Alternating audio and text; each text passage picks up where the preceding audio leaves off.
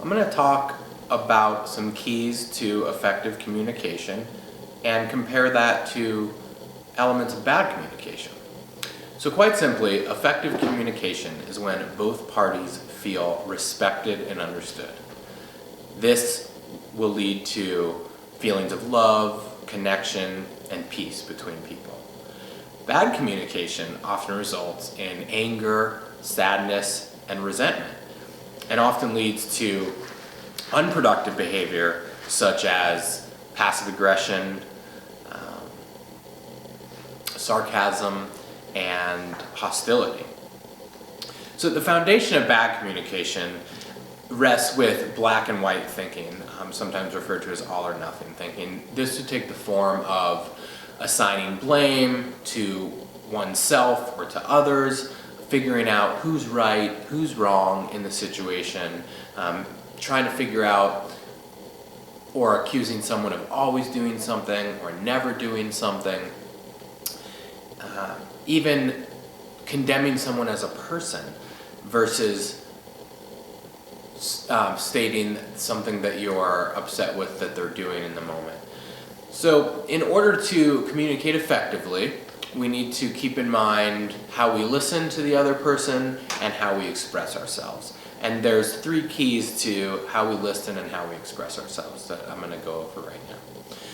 To listen effectively, remember, the point of good communication is that each party feels respected and understood.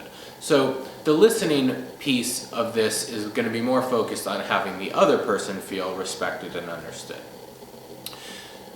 One ironic thing that can help communication is to find truth in what the other person is saying, even if you might disagree with it. Chances are, even if you disagree or have issue with what they're saying, part of what they're saying is going to be true. Again, remember, bad communication is about black and white, all or nothing thinking. So they're likely not 100% wrong if they're bringing something up.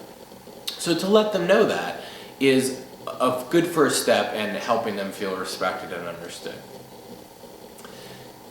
The second key to good listening is to be empathic. And that simply means to put yourself in the other person's shoes. If you were them, you would feel how they feel.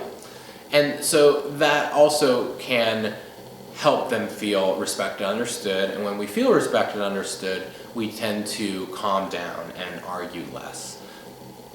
The third piece of effective listening, so we have the first 2 being finding truth in what the other person says and being empathic, and then asking questions.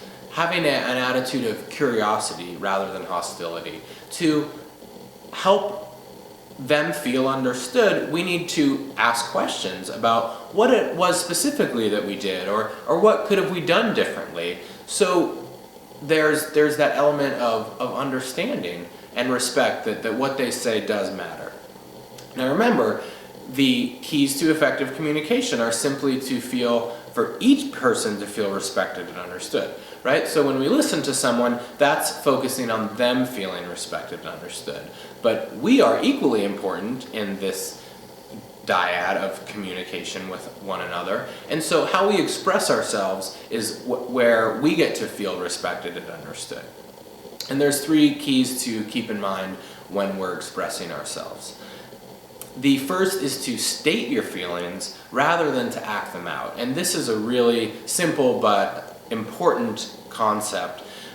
For example, if you're feeling tired and angry, it's important to acknowledge that in yourself and then to let others know that's how you're feeling, rather than to be tired and angry and to act that out and likely say things that you regret or that you'll be embarrassed about the next day. And surely it's not productive to act out of these negative feelings.